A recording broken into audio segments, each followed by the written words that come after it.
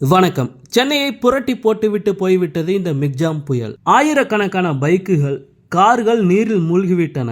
இந்த நிலையில் இடைவிடாமல் மழை பெய்து வருவதால் நிவாரண பணிகளில் சுணக்கம் ஏற்பட்டது என்றாலும் மாநகராட்சி ஊழியர்கள் தொடர்ந்து களப்பணிகளில் நேற்று முன்தினம் முதலே ஈடுபட்டு வருகிறார்கள். சென்னை மாநகராட்சி ஊழியர்கள் மற்றும் அதிகாரிகளின் இந்த பணிகளை சென்னை வாசிகள் நெகிழ்ந்து பாராட்டியும் நன்றி சொல்லியும் வருகின்றனர். அதே போல கடந்த 2 நாட்களாகவே உதயநிதி ஸ்டாலினின் செயல்பாடுகள் சென்னை வாசிகளின் கவனத்தை திருப்பி வருகிறது.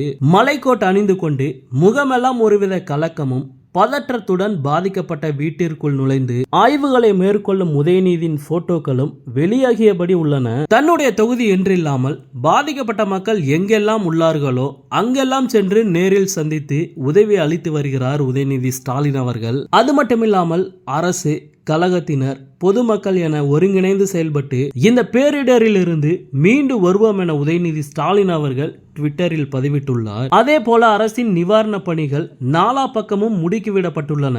ஒவ்வொரு பகுதிக்கும் பொறுப்பு அமைச்சர்கள் நியமிக்கப்பட்டு அவர்களின் தலைமையின் கீழ் பணிகள் விறுவிறுப்பாக நடைபெற்றுக் கொண்டிருக்கிறது. இதை தவிர வெளியூர்களில் இருந்து தூய்மை பணியாளர்கள் வரவழைக்கப்பட்டு பணிகள் துரிதப்படுத்தப்பட்டுள்ளன.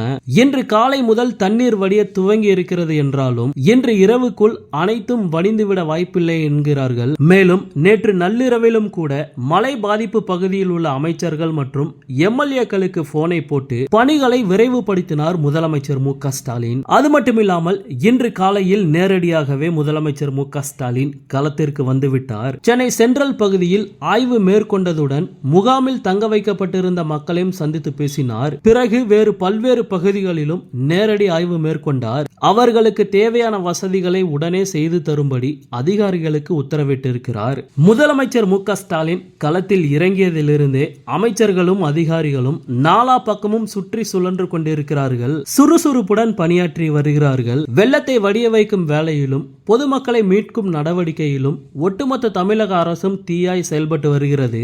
இது போன்ற செய்திகளை உடனுக்குடன் பெற மறக்காம நம்ம சேனலை சப்ஸ்கிரைப் பண்ணி சப்போர்ட் பண்ணுங்க. நன்றி.